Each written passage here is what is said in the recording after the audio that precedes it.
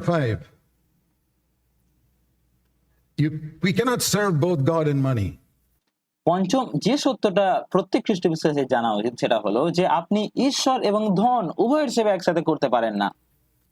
Now, that's something which you don't hear preached much, but it is true. আর এটা এমন একটা বিষয় যেটা আপনি হয়তো খুব একটা প্রচার করতে শোনেন না, কিন্তু এটা সত্য। Luke 16:13. Luke 16:13. No servant can serve two masters. Look তার 16:13 বলে, কেহই দুই কর্তার দাসত্ব করিতে পারে না। He will hate the one and love the other. And who are কারণ সে একজনকে ঘৃণা করবে এবং অন্যকে প্রেম করিবে। the two masters? Not God and Satan. আর সেই দুই কর্তা কারা? যিশু যেমন বলেছিলেন তারা ঈশ্বর এবং শয়তান নন। Jesus said that God and wealth. যিশু বলেছিলেন সেই দুই কর্তা হলেন ঈশ্বর এবং ধন সম্পদ। So it's not a question of having wealth. সুতরাং প্রশ্নটা এটা নয় যে ধন সম্পদ আছে কিনা, It's the question of serving wealth and loving wealth.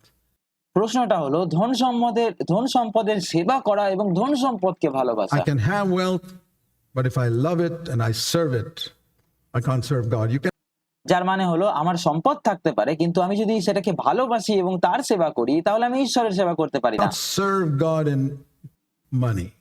আপনি ঈশ্বর এবং ধন উভয়ের সেবা করতে পারবেন না। If God calls me and money calls me, I must choose to follow God. That's the point. আর যদি ঈশ্বর আমাকে ডাকেন এবং টাকা আমাকে ডাকে তাহলে আমাকে ঈশ্বরকে অনুসরণ করতে হবে, এটাই হলো মূল কথা। So the question is, now there are people who teach, there are two types of teaching that I see in Christendom today. আর তাই প্রশ্নটা হলো, এখন এমন মানুষ আছেন যারা এটা শিক্ষা দেন, খ্রিস্টীয় জগতে আমি আজ দুই ধরনের শিক্ষা Some দেখি। people who say that God wants everybody to be rich, কিছু মানুষ আছে যারা বলে যে ঈশ্বর চান সবাই ধনী হোক, and some people who say God wants nobody to be rich. আর আর কিছু মানুষ আছে যারা বলে যে ঈশ্বর চান না কেউ ধনী হোক। And you know, the answer is always wrong. Both are wrong.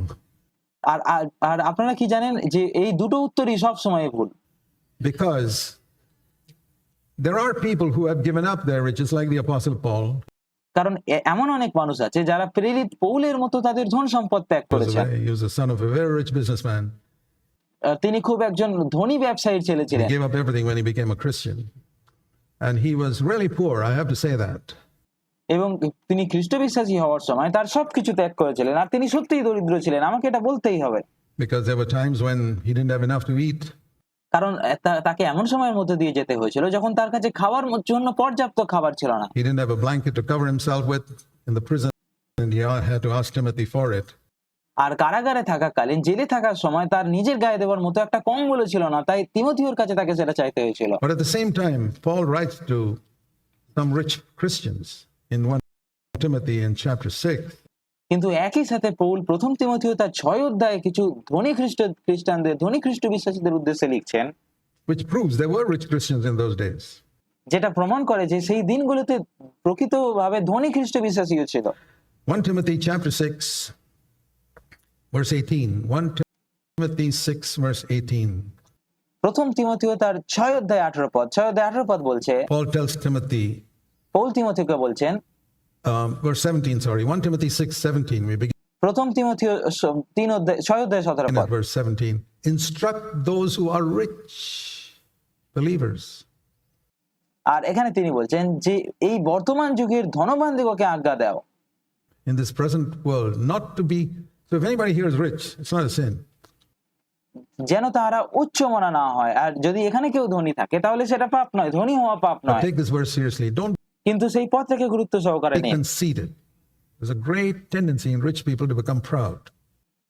আপনার কাছে যতই ধন থাকুক অহংকারী হবেন না, ধনী ব্যক্তিদের মধ্যে গর্বিত হওয়ার এক বিশাল প্রবণতা থাকে। And don't fix their hope on the uncertainty of riches. That's the other thing a lot of people make a mistake. এবং এবং এবং আপনার ধনীর অস্থিরতার উপর আশা রাখবেন না, এটা আরেকটা ভুল যেটা অনেক মানুষ করে। But fix their hope on God, who কিন্তু ঈশ্বরের উপর আশা রাখুন। supplies us richly with everything. And then verse 18, 17 পদ বলছে, যারা এই যুগে ধনবান তাহাদেরকে এই আজ্ঞা দেও যেন তারা গর্বিত মনা না হয় এবং ধনের অস্থিরতার উপরে নয়, কিন্তু যিনি ধনবানের ন্যায় সকলেই আমাদের ভোগার্থে যোগাইয়া দেন সেই ঈশ্বরের উপরই প্রত্যাশা রাখে। আর তারপর 18 পদ বলছে, instruct them to do good, to be rich in good works. 18 পদে বলছে এই রূপে যেন পরের উপকার করে, সৎক্রিয়ারূপ ধনী ধনবান হয়। and to be generous and ready to share. দানশীল হয়, সহভাগীকরণে তৎপর হয়। So, wealth is neutral, but I must make sure it's my servant. তাই ধন সম্পদ হলো নিরপেক্ষ বিষয়, কিন্তু আমাকে নিশ্চিত করতে হবে যে এটা যেন আমার দাস না হয়, আমি যেন ধন সম্পদের দাস না হয়। Whether you have 25 servants or one servant, that's the difference between rich and poor. Make আর আপনার 25 জন দাস থাকুক বা একজন, ধনী এবং দরিদ্রের মধ্যে পার্থক্য এটুকুই। sure they're all your servants, that they don't take over the house. এটা নিশ্চিত করুন যে তারা সবাই যেন আপনার সেবক হয়, যাতে তারা বাড়ির দখল না নেয়, আপনার যতজন দাসী থাকুক না কেন। I mean, if you have a maid working in your house and she takes over the house, that's pretty serious. And that's যার মানে হলো আপনার বাড়িতে যদি কোনো কাজের মেয়ে থাকে, যদি কেউ কাজ করে আপনার বাড়িতে এবং সে যদি আপনার বাড়ি দখল করে নেয়, তাহলে সেটা বেশ গুরুতর বিষয়। what's happened when some Christians, money runs their life. আর কিছু খ্রিস্ট বিশ্বাসীদের জীবনেও ঠিক এটাই ঘটছে, যখন টাকা তাদের জীবন পরিচালনা করে। But you can have 25 servants, and if they're all your servants, it's okay. কিন্তু আপনার 25 জন দাস থাকতে পারে, আর তারা সবাই যদি সেবায় আছে, যদি তারা সবাই আপনার দাস হয়ে আছে, তাহলে ঠিক আছে। You must be the boss. You must আপনাকে তাদের মালিক be হতে the হবে, master. So you cannot serve God and money.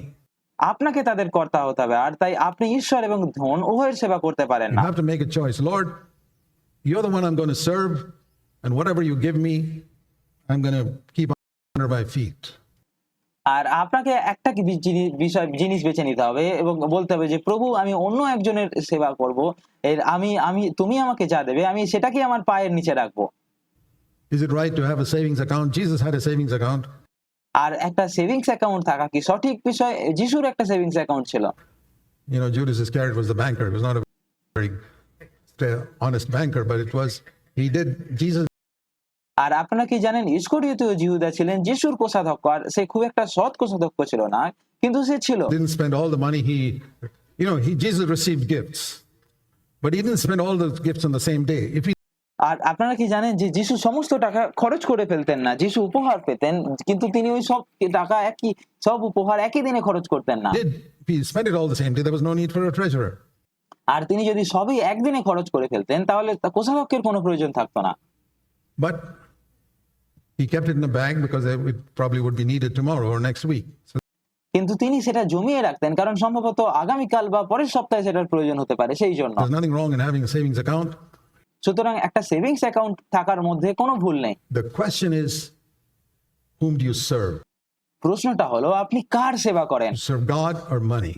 আপনি টাকার সেবা করেন নাকি ঈশ্বরের সেবা করেন? Do you love God or love money? আপনি কি ঈশ্বরকে ভালোবাসেন নাকি টাকাকে ভালোবাসেন?